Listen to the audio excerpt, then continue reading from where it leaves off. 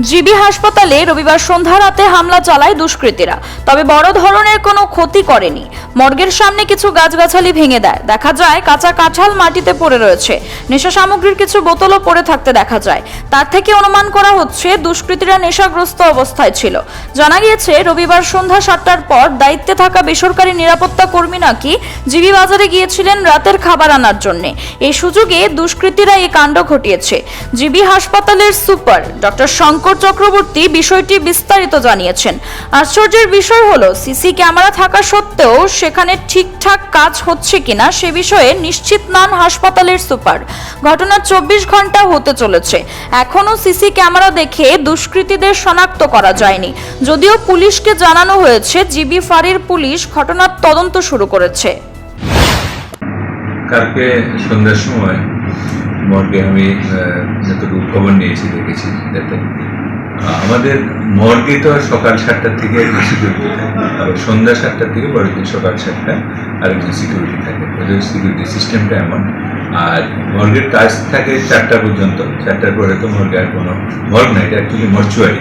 Morgue বলতে আমরা যেটা বুঝি এটা তা না, মর্গ আরেক জিনিস, আর এটা হলো মর্চুয়ারি, যেখানে মেডিকো লিগেল কেসগুলি ইয়ে হয়, পোস্টমর্টেম বা প্রিজার্ভ করা হয়, রাখা হয়, এই সমস্ত। তো ওইটা ওখানে 4টার পরে যেহেতু আর কোনো কাজ নেই, তো ওখানে কোনো স্টাফ নর্মালি থাকে না।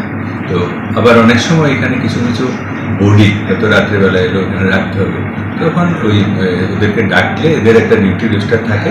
আমি এইচওডি ফরেন্সিকের সঙ্গে কথা বলেছি, উনি একটা ডিউটি রোস্টার তৈরি করেন। যখন এই ধরনের রাত্রেবেলা কোনো বডি কোনো জায়গা থেকে আসে, পরে পোস্টমর্টম হবে বা আনআইডেন্টিফাইড বডি, এই সমস্ত কেসগুলি রাখার জন্য এদের স্টাফের কিছু ডিউটি রোস্টার থাকে। এদেরকে ডাকলে তখন এরা এসে এদেরকে রাখার ব্যবস্থা করে দেয়।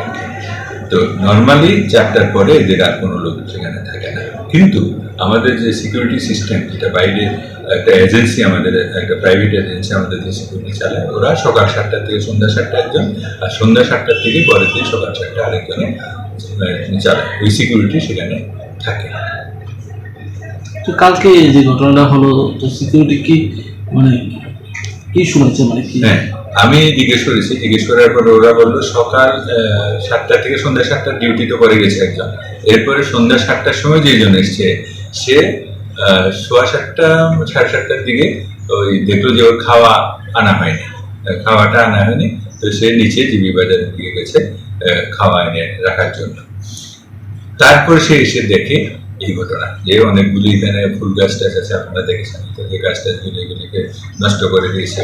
তারপরে কিছু ওই ফল গাছও আছে এখানে, কাঁঠাল গাছ টাছ, এগুলিকে কিছু নিয়ে গেছে, কিছু কেটে কেটে নষ্ট করে রেখে দিয়েছে।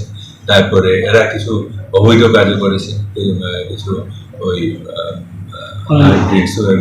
বোতল টোতল এগুলি ভেঙে টেঙে রেখেছে, এই করেছে, এই সমস্ত গাছ টাছ করে রেখেছে। ও যখন এসছে, ও বললো যে ও 8টার সময় এসছে।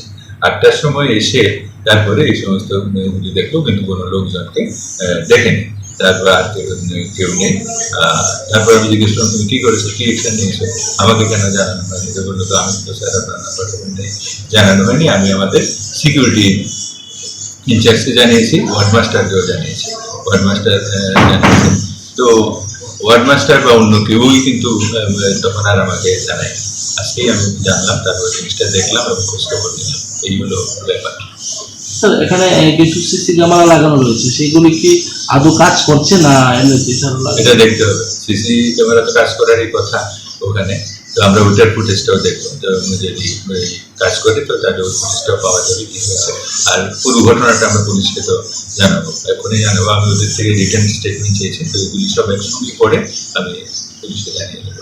যেহেতু আপনি জিবির দায়িত্বে রয়েছেন, তো এই যে যারা সিকিউরিটি থাকার কথা, সিকিউরিটি ছিল না, সে বিষয়ে সিকিউরিটি কোনো মানে অ্যাকশন নিয়েছেন? সিকিউরিটি ডেফিনেটলি নেওয়া হবে। আমি পুরোটা রিটার্ন চাইছি, কারণ সবাইরই একটা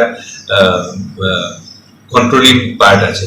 ফাইনালি আমার কাছে আসবে, যেমন সিকিউরিটি পার্টটা আমাদের ওয়ার্ড মাস্টার আর ওনারা দেখেন। তো ওনাদের থেকে আমি রিটার্ন চাইছি, রিটার্নটা আসুক, এলে আমি প্রথমে থানাতে জানাবো, তারপরে সিকিউরিটির এগেনস্টও অ্যাকশন নেওয়া হবে যা যা দরকার, এবং সাথে সাথে আমি পুরো ঘটনাটা হায়ার অথরিটিকেও জানাবো। CRI TV, channel for news and entertainment.